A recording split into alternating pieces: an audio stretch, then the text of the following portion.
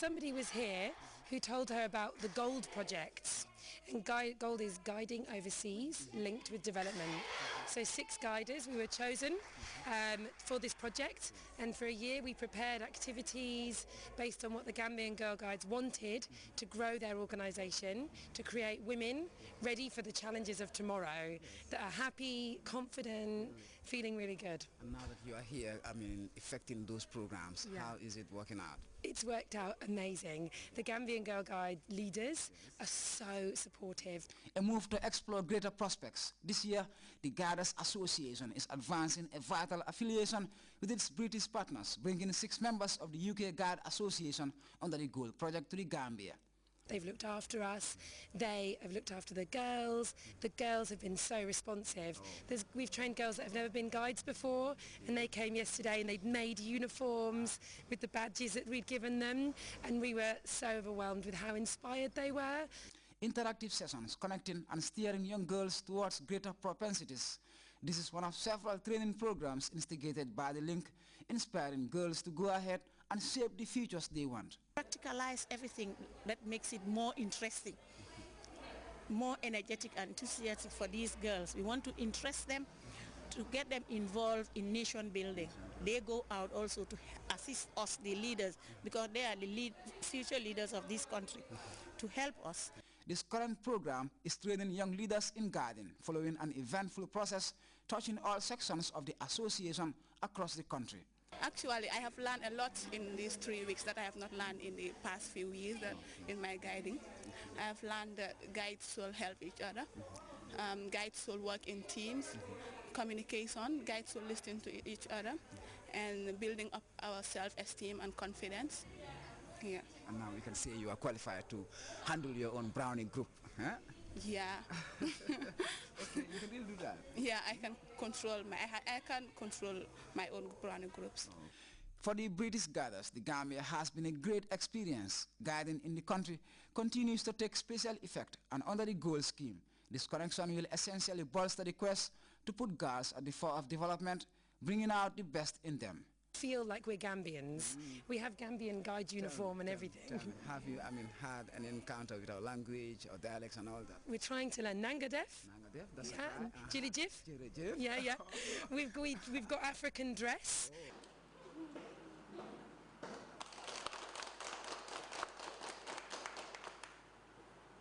Ibrahim Jata, Grts. We'll be back with stories from outside the Gambia after this short break.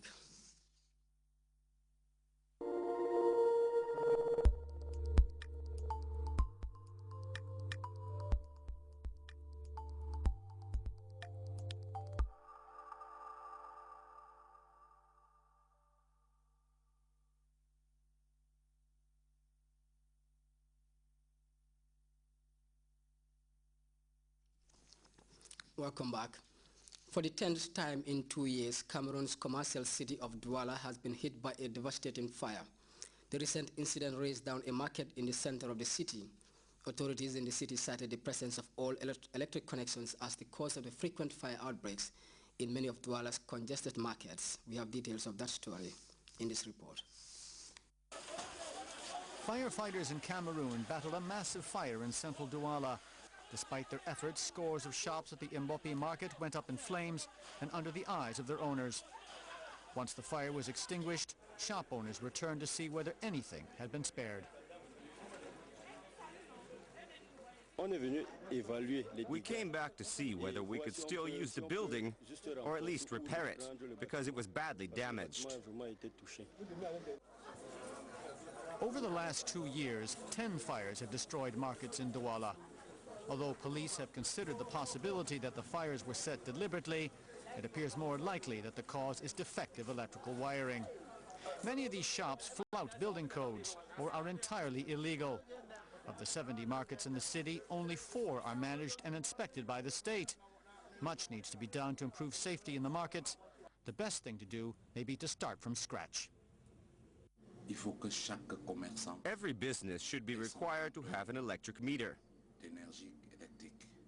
There should be more fire hydrants, and the alleys should be cleared. A new market has to be built. Last July, a major fire swept through the Congo market, the largest in the city. The shops were rebuilt by their owners, who took no measures to improve the faulty electrical systems believed to be the cause. Douala's residents have approached Cameroon's electrical authority to inspect and rewire all the markets in the city.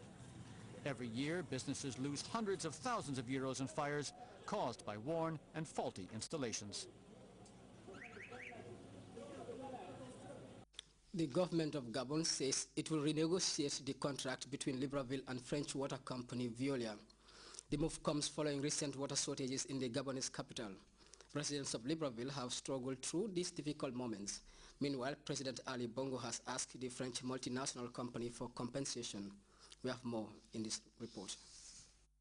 They live right next to the largest water tower in Libreville, the Gabonese capital, just 300 meters from the Prime Minister's residence. And yet they have not had running water since last February. Residents here are fed up. For water, you have to get up between 4 and 6 in the morning. You have to wait for the rain to wash. And what do you do when there's no rain? To make up for the lack of water, some people try gathering rainwater. Others buy water elsewhere in the city and build up their reserves. We stock up on these bottles. I buy these small 5 and 10-liter bottles, but it's my husband who buys the big 20 and 30-liter bottles. Last week, the residents here were not alone in their plight, because for 5 days, 75% of Libreville residents were deprived of running water. This sparked the wrath of the authorities. Water distribution is handled by SEEG, a subsidiary of the French group Veolia. The president of Gabon has asked the company for compensation. He is asking for compensation for the difficulties that the people, the shops, and the businesses have gone through for 1 week. Otherwise, action may be taken against the company, either by the people or by the state. A spokesman for Veolia in Paris claimed that the French group was willing to sell its 51% stake in SEEG. One non-governmental group says it's in favor of the French multinational leaving Gabon. It is too easy for Veolia, under the pretext that public services are in a state of deterioration, to leave after making huge profits. Veolia is free to leave, but since Gabon is a sovereign nation, I think it should demand that Veolia render accounts. Gabon is to announce precise measures in the coming days. The contract linking Gabon and Veolia expires in 2017. Authorities in Haiti have pegged the cost of loss in the recent Sandy hurricane at over $100 million. Hurricane Sandy left a trail of destruction and misery on the poverty-stricken population. Much of the country's agricultural farmlands have been washed away by the flash floods.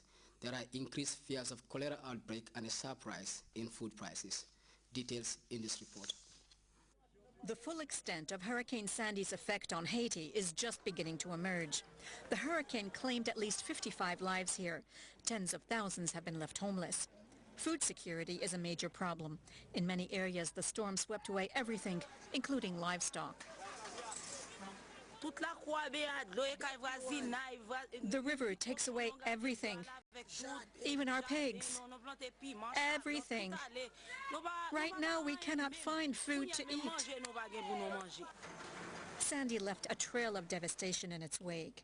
It has also led to a sharp rise in cholera cases. And after years of drought, the hurricane dealt Haiti's agricultural sector yet another blow. The loss in crops is estimated at $104 million.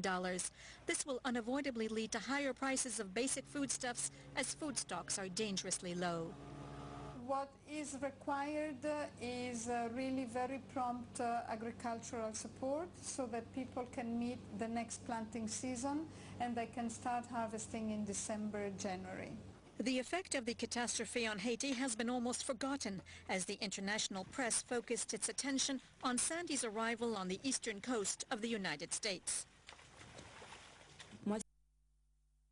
Pour dire le mot clairement, c'est cet oubli non pas des Français envers les Haïtiens, mais cet oubli des médias envers les Haïtiens.